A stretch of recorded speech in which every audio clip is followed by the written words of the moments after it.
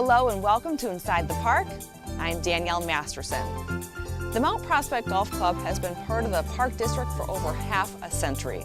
Local golfers have been trying to hit that little white ball on these fairways for generations. The golf club is a cornerstone of the Park District's offerings, yet it's unique from other facilities within the network. It's a community within a community. In this edition of Inside the Park, it's all about the Mount Prospect Golf Club, from the very beginning to the most recent renovations, a major upgrade ensuring that local golfers will continue to chase that little white ball for generations to come.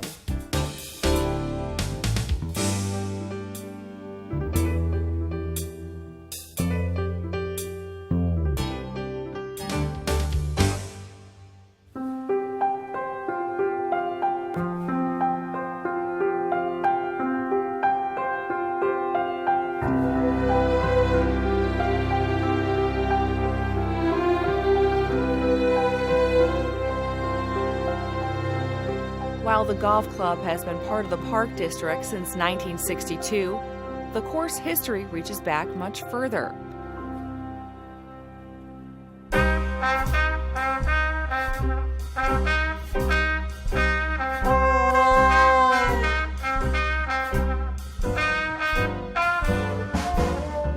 Built in 1926 and originally known as the Northwest Hills Country Club, the course was part of a subdivision created by real estate developer Axel Longquist. Yes, Longquist Boulevard is named after him.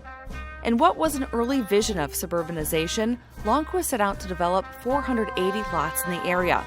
With the purchase of a lot came membership in the golf course.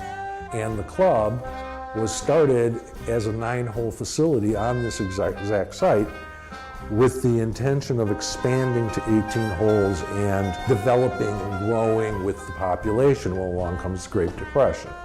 The Depression put an end to the completion of Northwest Hills. The subdivision, though never fully realized, forever changed how the village saw itself.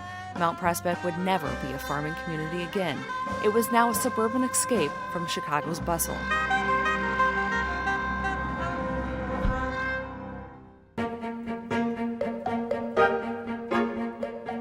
Harold Wilson, a local real estate broker, bought the property in 1931, making it a semi-private course and rechristening it the Mount Prospect Country Club. The course was sold again in 1950 to resident Henry Sophie. Sophie couldn't make a go of it, and by the end of the decade, the course was sold once again to Richard Hoff, a young charismatic businessman with reputed mob ties. I don't know if it was an urban legend as much as it was, maybe there was some truth to it, but it was repeated so much that every time I dug a hole out on the golf course, I was afraid I was going to find a body, or hopeful I'd find some money. Hoff had a contentious relationship with Mount Prospect from the start. Where Hoff got that $800,000 to finance this venture is unknown to this day. His ownership of the course rankled both citizens and town officials. Hoff landed the 1959 Masters Tournament for women, which attracted some of the biggest golfers of that time. But this was ultimately a losing proposition from a financial perspective. Hoff slid quickly into bankruptcy while the golf course slid into disrepair. In 1961, Hoff abruptly announced the sale of the course to a mysterious syndicate of almost a dozen partners. Rumors of a hoodlum element swirled around the new ownership, as well as a fear of the property being subdivided. This prompted the village to put a successful referendum before the public for the purchase of the course by the Mount Prospect Park District. The first time it went up for a referendum and it failed. And the second time they included a pool over what is now Meadows Park, I believe. And then it passed. And that's how they ended up buying the golf course. The Park District getting this property was probably the best thing to ever happen to it, because that ensured that there was a long-term commitment to it. With the Park District's commitment came responsibility. The upkeep of a 1920s-era public golf course, while maintaining a high level of course conditioning, became increasingly difficult with each passing year. Over a decade ago, discussions began on how to best approach any improvements. In 1981, the Mount Prospect Golf Club got its first automatic irrigation system. It was the last real pricey improvement to the golf course during my entire tenure. I mean, the golf course was pretty much left to be what it was. We'd do some drainage work, we'd do some tweaking, repairing, but it was beginning to show its age about the time that we started talking about a renovation process. We've been talking about it for years. Every course in the area had been renovated except ours, really. I mean, we're one of the few left, and a big reason for that was it was a very good course to begin with. It was, it was how much do you change in order to make it better, and what really was the purpose was to take the best elements of that and then play on that and enhance that. The course's neighborhood charm, one of the club's greatest assets, became its greatest obstacle for renovation. Designers worked with a limited footprint of barely more than 100 acres, tiny by golf standards. The course shut down for 18 months, moving forward with a design that modernized the course while still retaining, if not fully realizing, the golf club's original intent. What's old is new again perfectly define the direction of the carefully planned renovations. The way the new design looks and plays is so much more like probably the early golf course here, which was, the design elements and architecture is consistent with that. And what makes it unique is most golf courses aren't designed that way anymore. They kind of almost fit a model. A model public course has to have this par, this many holes, this amount of length, and things like that, and it doesn't have to fit that. The design of the golf course that was adopted and executed, Dave Esler's design, was executed by Wadsworth Golf Construction, is dramatic and memorable. It is not a cookie-cutter golf course. To put something that was modern here would be a travesty. So we wanted to go back to what was really old and architecture that has almost been lost and more or less matches what was originally here. But we also took advantage of a lot of the unused open space, and I think that only enhances how the course is laid out. The new holes on the back 9, 10, 11, 12, 13, and also 18 really made use of what I felt was a lot of wasted space before. They're very challenging, they're very pretty holes, they wind around the lakes, they kind of go back in areas that were unused before. It is visually stunning now in that it's gotten back to more of the elements that an older course is, with the humps and the turns and twists, where other courses may seem just kind of straight and straightforward, not a lot of bends, not a lot of shadow out there, let's put it that way. And we're able to include a wonderful practice facility on the site, which is amazing considering how constricting the site is. I mean, it's 110 acres. I may even be wrong about that. It may even be less. Now we have a huge grass tee area, so we're able to hit off the actual grass instead of the mats like most other courses around here. I think Mount Prospect, as the years roll by, will become somewhat of a, call it a local destination golf course. I do think that the changes that were made were for the enjoyment of the golf for all levels of players. And I think as it grows in, it'll be just a cherished place for everybody that's been a part of this place for such a long time. The biggest thing I like about the new renovation is that this course is now prepared for the next 50 years. There were some inherent defects with the golf course with drainage, bunkers, irrigation. The greens were getting bunker splash out over time that were ultimately going to have to get changed.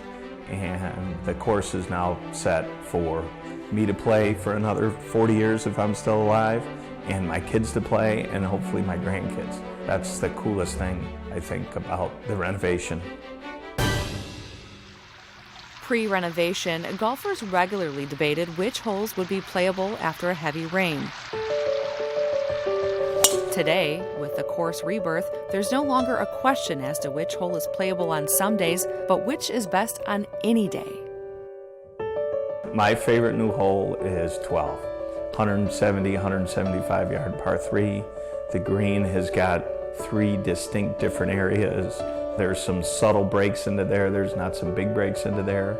The 13th green is very interesting. It's 140 feet long. You almost never find a golf course green that's more than 100 feet long. I love number 9. Before it was a 290-yard par 4 that was just kind of straight away.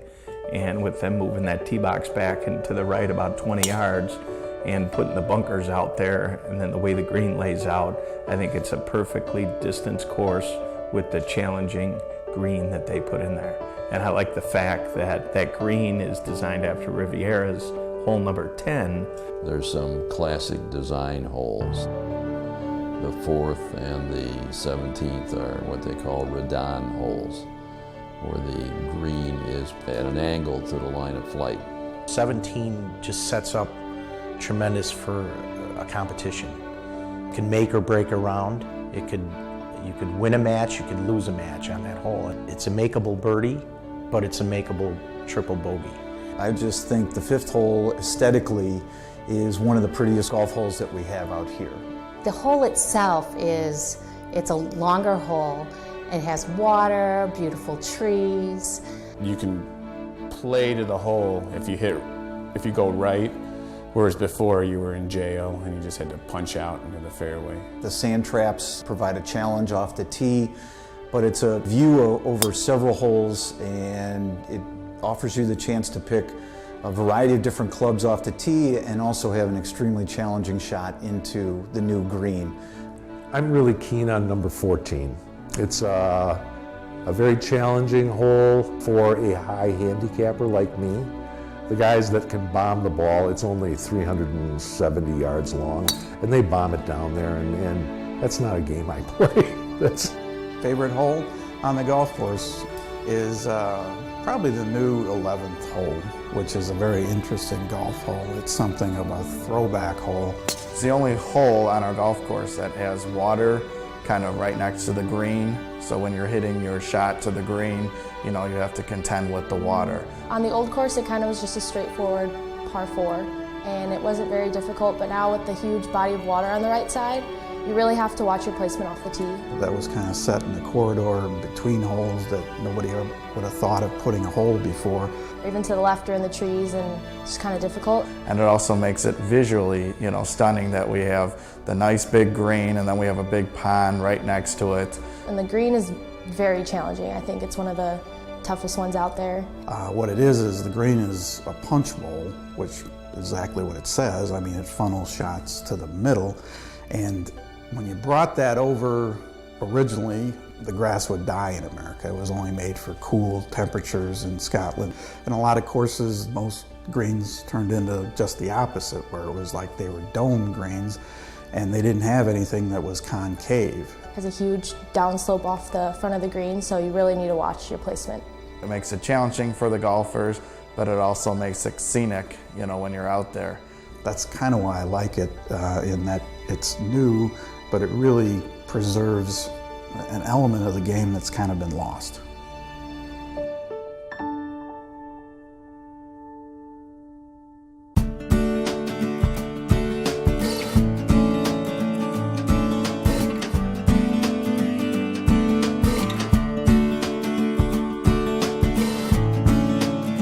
Community centers, parks, playgrounds, picnic areas, gathering places. Every city and town offers a variety of locations to meet and greet, stay and play, get to know one's neighbors. In Mount Prospect, one such unique place is the Mount Prospect Golf Club. What makes Mount Prospect special is that it really is a community golf course and a community gathering place. And the community thrives here. I've met great friends here. My kids have made friends through this golf course.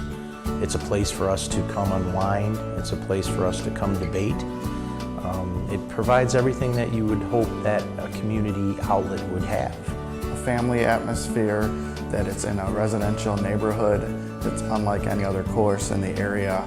Every other course is surrounded by, busy streets, stuff like that. It isn't like something that's built way out far west where you see most golf courses nowadays. I mean, it's right in a neighborhood, and kids ride their bikes here with clubs on their back. You just don't see that anymore.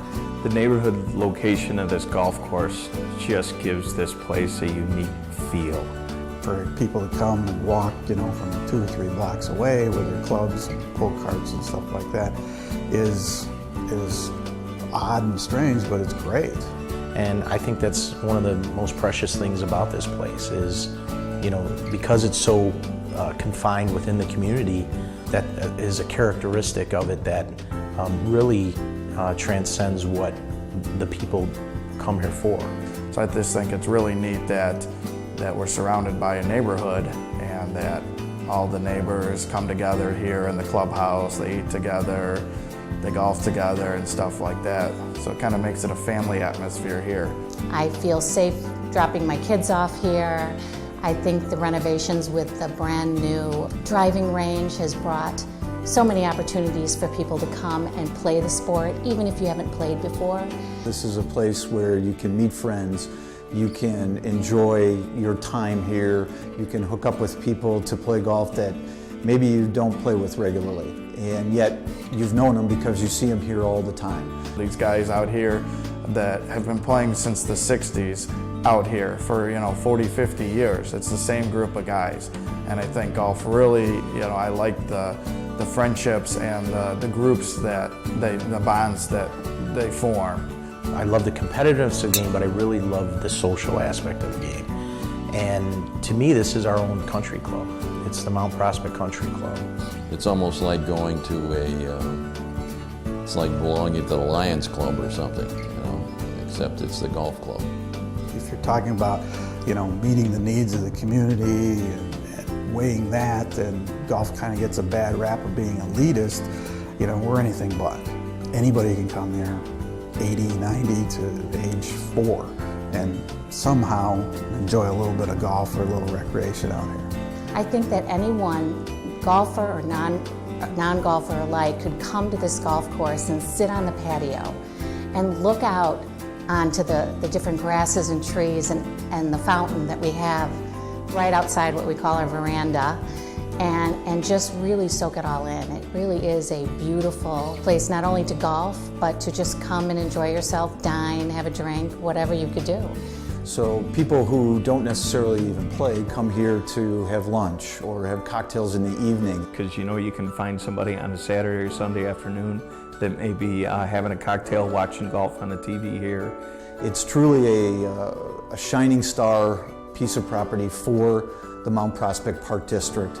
My experiences here and the friends I've made are priceless. It's a unique place. It's not just a golf course. Everybody comes to the game of golf from a different place. The players who walk the fairways of the Mount Prospect Golf Club are no exception.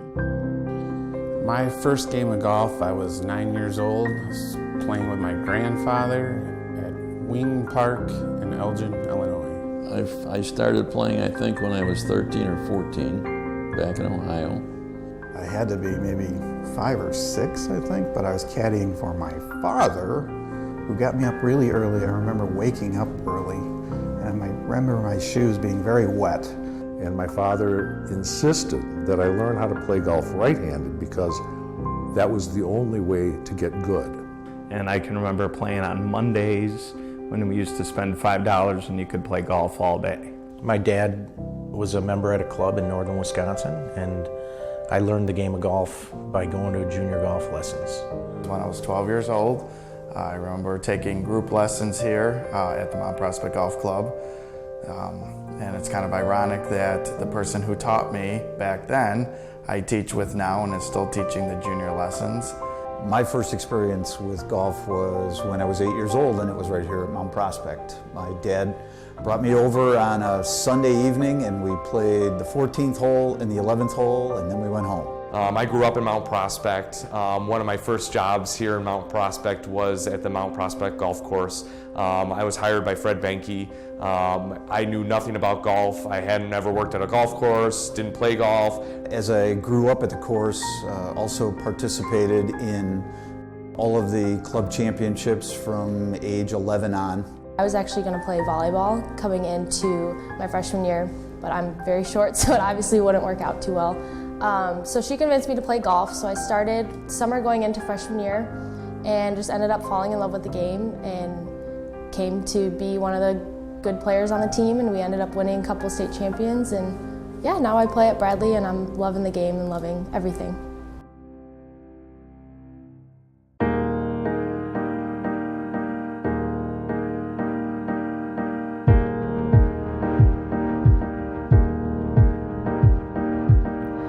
We live in an age where children at play is measured by how long they can sit and how fast they can work a gaming console.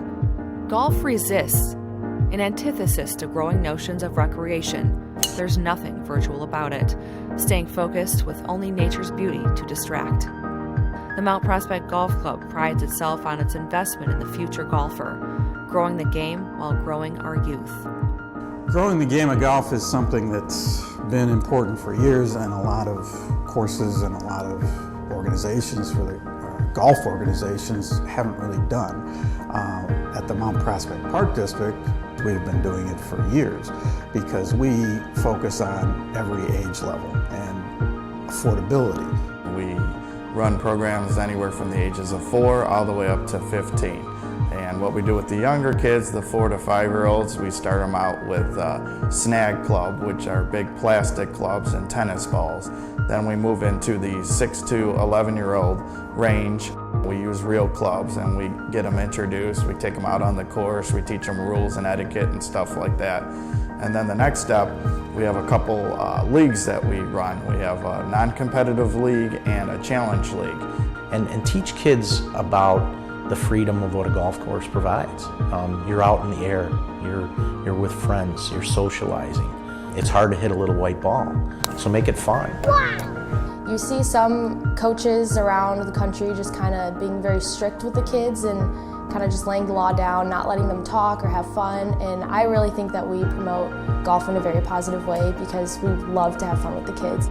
Now we've built a facility that houses all these different practice areas where you can start playing golf and learn the game from the whole out, from putting to chipping to hitting long shots, all in one specific area.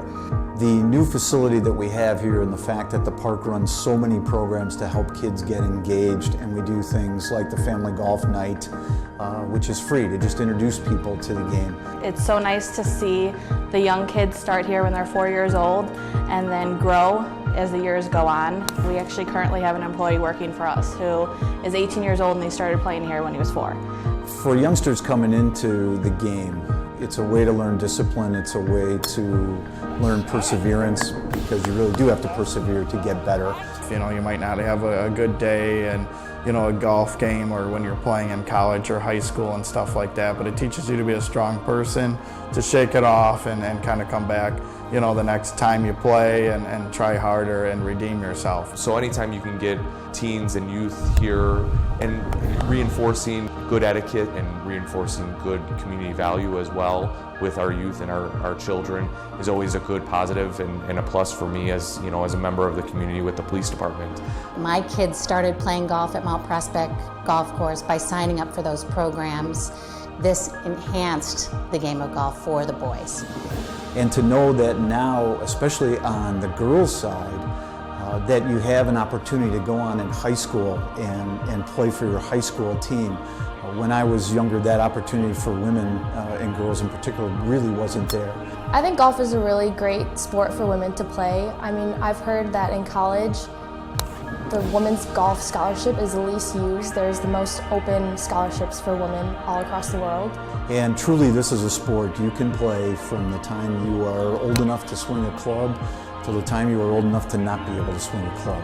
That's what I love about golf, is how it just keeps everybody close together for their lifetime.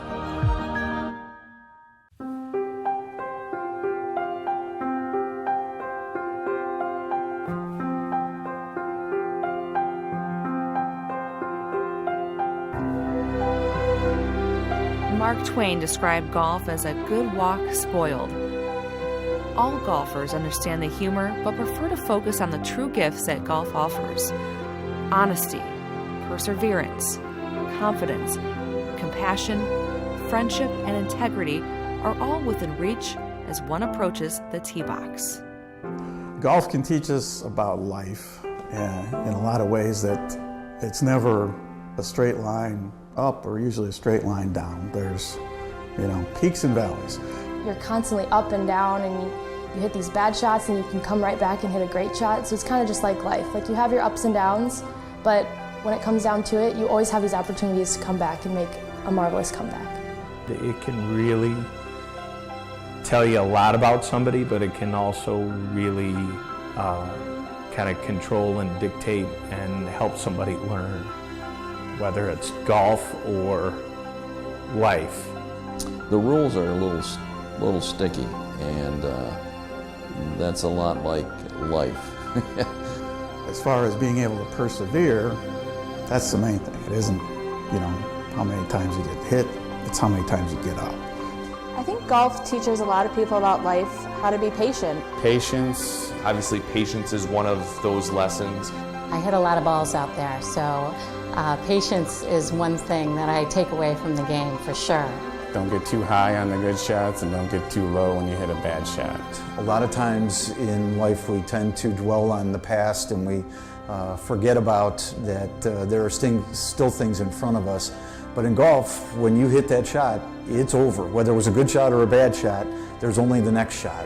I can break the golf life lessons down into 4 characteristics. And one is people, 2 is commitment, 3 is humility, and 4 is success. It's amazing what golf can do. It can bring out the competitor in everybody.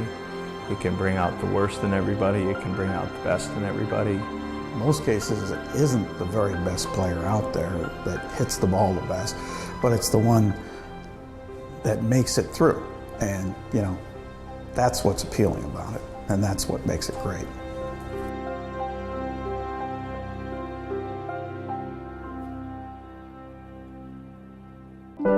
Life, like golf, is a series of challenges. We at the Mount Prospect Park District honor the history, natural beauty, course evolution, and community spirit of the Mount Prospect Golf Club.